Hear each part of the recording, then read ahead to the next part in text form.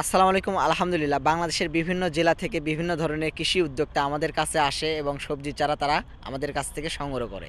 তো মূলত আমার সবথেকে বেশি ভালো লাগে যখন আমাদেরই আশেপাশে গ্রামের কোনো উদ্যোক্তা আমাদের কাছে আসে এবং আমাদের কাছ থেকে সবজি চারা সংগ্রহ করে। তো আজকে মূলত যিনি এসেছে তিনি আমার মামা হয়। আমরা ছোটোবেলায় একই সঙ্গেই পড়াশোনা করেছি হাফিজি মাদ্রাসায়। তো সেই মামা আমাদের কাছে মূলত আজকে এসেছে সবজির চারা নেওয়ার জন্য। তো তিনি যেহেতু এসেছে একজন উদ্যোক্তাকে, কৃষি উদ্যোক্তাকে সঙ্গে করে, তাই আমি তাকে হাতে কলমে শেখাচ্ছিলাম যে মরিচটা কীভাবে আসলে চাষ করতে হয়। কারণ তিনি নতুন এই প্রথম মরিচ চাষ করতে চাচ্ছে। তো আমি তাকে দেখে দেখে দিচ্ছিলাম বা বুঝিয়ে দিচ্ছিলাম যে মরিচ চাষ করতে গেলে কি কি সমস্যা হতে পারে বা সেইগুলো সমস্যা থেকে কিভাবে উদ্ধার হওয়া যায়। তো মূলত আমি একটা কথা বলে রাখি, বাংলাদেশের হাই লেভেলের কৃষি উদ্যোক্তা যারা আছে তারাও কিন্তু এই মরিচ চাষ করতে যায় কিন্তু হিমশিম খেয়ে যায় অনেক সময়।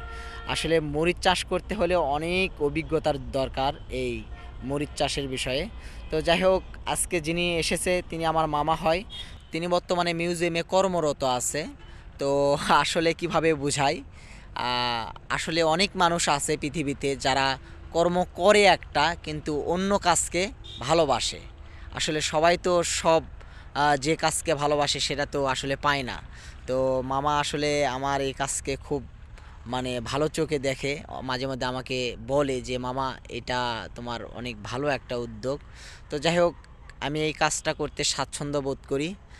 আর সবথেকে বড় যে বিষয়, আপনারা যারা এই সময়টাতে মরিচ চাষ করবেন বা মরিচ চাষ করার চিন্তা ভাবনা করতেছেন, অবশ্যই সর্বপ্রথম যে বিষয়টা মাথায় রাখতে হবে সেটা হচ্ছে জমি নির্বাচন।